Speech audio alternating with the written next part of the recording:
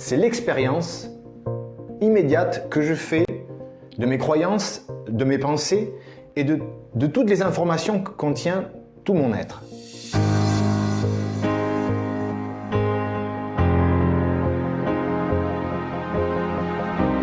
Ce dont j'ai conscience, ce que je crois, s'imprime dans mon subconscient et par la pensée se projette à l'extérieur et crée ma réalité.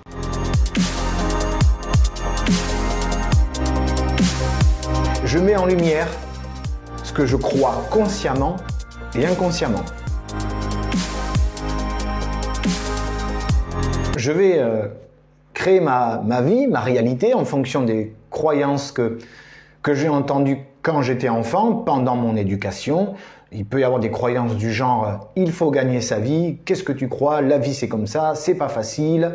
L'enfant va le prendre comme étant une réalité parce que cela vient de son entourage, de ses repères qui peuvent être ses parents et voilà. Donc l'enfant va devenir un adulte avec ses croyances jusqu'à temps qu'il se remette en question et qu'il choisisse de lui-même quelles sont les croyances qu'il veut adopter pour créer sa réalité en conscience.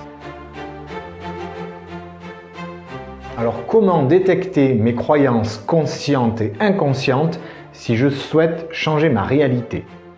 Déjà, je vais m'écouter quand je parle, car ce que je dis, c'est ce que je pense. Mais est-ce vraiment ce que je pense réellement ou est-ce que je pense en fonction d'un conditionnement, d'une influence extérieure? Déjà. Et pour savoir ce qui est inconscient ensuite, eh bien, je regarde à l'extérieur. Je regarde l'environnement dans lequel je suis. Je regarde les événements qui se jouent autour de moi, dans quelle histoire je suis plongé, quel scénario se joue, car tout ce qui est à l'extérieur me ramène à moi et me permet d'aller en moi pour aller détecter les croyances et les pensées qui fait que je suis là à cet instant précis, à l'instant T qui fait que je vis cette situation.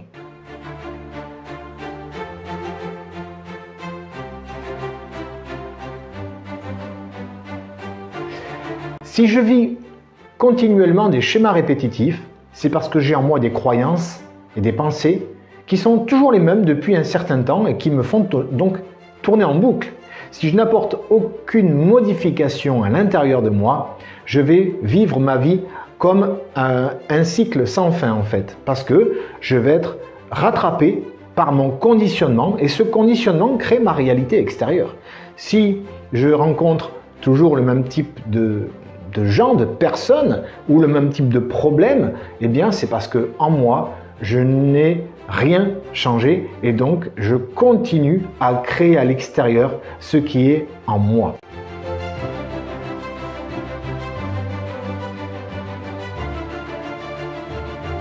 Plonger en soi pour détecter ses croyances, ses pensées, son système de fonctionnement, ça s'appelle l'introspection.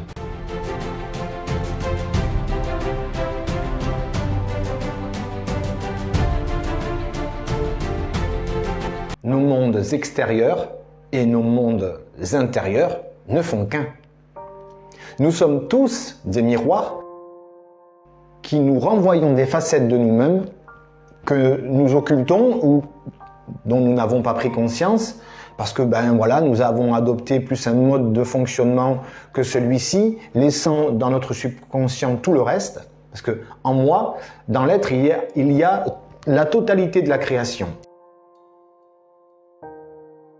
Il y a toutes les possibilités.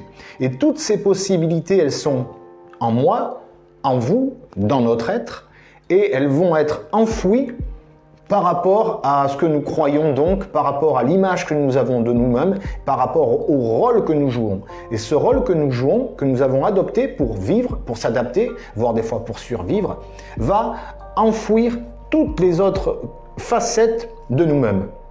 Et les personnes, les êtres qui rentrent dans notre réalité ne sont pas là par hasard. Ils sont là parce qu'ils correspondent à des facettes de nous-mêmes pour nous montrer ce qui est en nous.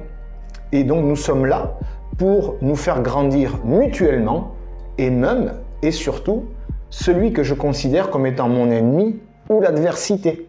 L'adversité vient éclairer en moi des zones inconnues, des zones d'ombre parfois, mais pas ombre forcément mauvaise, mais des ombres qui sont inconnues, pour pouvoir les mettre en lumière, soit pour les exprimer, pour être plus authentique, soit pour les guérir, pour les pacifier, et ainsi, voilà, à grandir. Et cela s'appelle en fait la connaissance de soi.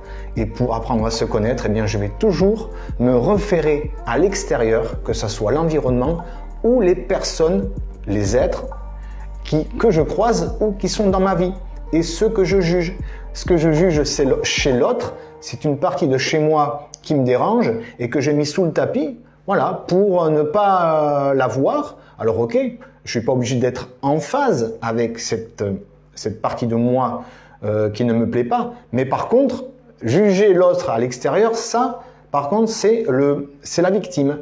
C'est un manque de conscience de là où je me trouve à l'instant T. C'est un manque de conscience que là où je suis avec cette personne, eh bien, ça me concerne. Donc cela s'appelle en fait sortir du syndrome de la victime et sortir de la survie, parce que survivre, c'est juger et se croire toujours extérieur à une situation et se déresponsabiliser. Parce que c'est bien plus simple, en fait, de se dire ben moi j'ai rien à voir là-dedans, alors que je suis là, à l'instant T, en train de le vivre. Donc j'ai totalement à avoir dans ce qu'il se passe et dans les êtres que je croise. Donc là je passe en fait de responsabilité, de survie à responsabilisation et de victime à maître de ma vie.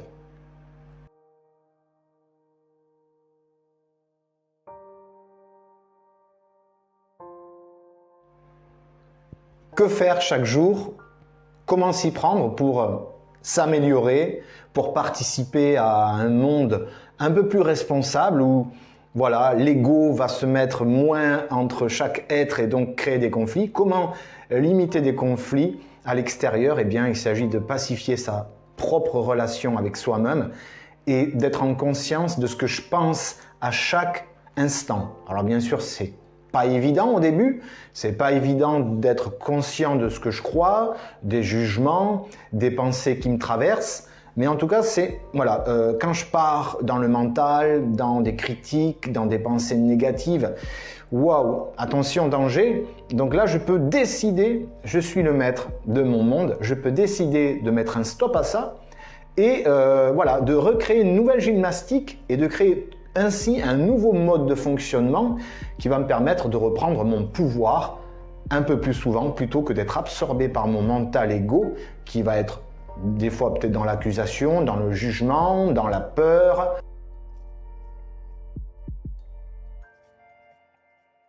Et tout ça, donc j'en prends conscience. Je prends conscience de mes peurs. Je dis que souvent sous une croyance, il y a une peur, ou même des fois sous une peur, il y a une croyance et elles sont souvent liées. Donc, de quoi j'ai peur? Qu'est-ce que je crois? Et tout ça, ça va m'aider à penser différemment et à adopter un mode de pensée différent et à me créer petit à petit mon monde intérieur. Donc, je crée mon monde intérieur en choisissant de me libérer de ce qui ne me correspond pas, en écoutant ce que je dis. Si ça ne me correspond plus, eh bien, je peux le switcher. Je peux passer de la vie c'est dur à la vie, eh bien, même.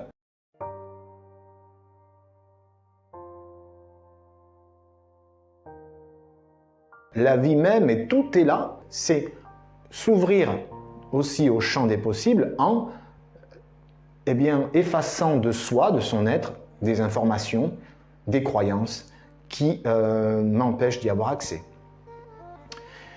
Et ensuite aussi, bien, c'est de faire attention. Voilà, pourquoi je juge telle personne. Alors évidemment, c'est pas simple, hein, à chaque fois de libérer la personne de mon ego, parce que celui qui juge, c'est l'ego. Donc quand je juge, c'est l'ego. Est-ce que je suis l'ego? Est-ce que je suis la peur? Alors j'ai le droit d'avoir peur, mais est-ce que ces peurs doivent se projeter sur l'autre? Est-ce que mes croyances, mes souffrances, ma colère doit se projeter sur l'autre, sur le monde? Pourquoi je suis en colère? Qu'est-ce que je ne m'autorise pas? Et qu'est-ce que je vais donc me reprocher des fois à l'autre? alors que c'est moi qui me fais des reproches à moi-même. Donc c'est toujours pareil, c'est revenir à moi, revenir à soi quand je suis en colère, quand j'ai une émotion, pourquoi elle est là. C'est ainsi que je vais grandir et que je vais apprendre à me connaître et que je vais explorer en fait, que je vais partir pour un grand voyage qui est celui de mon être, de mon monde intérieur.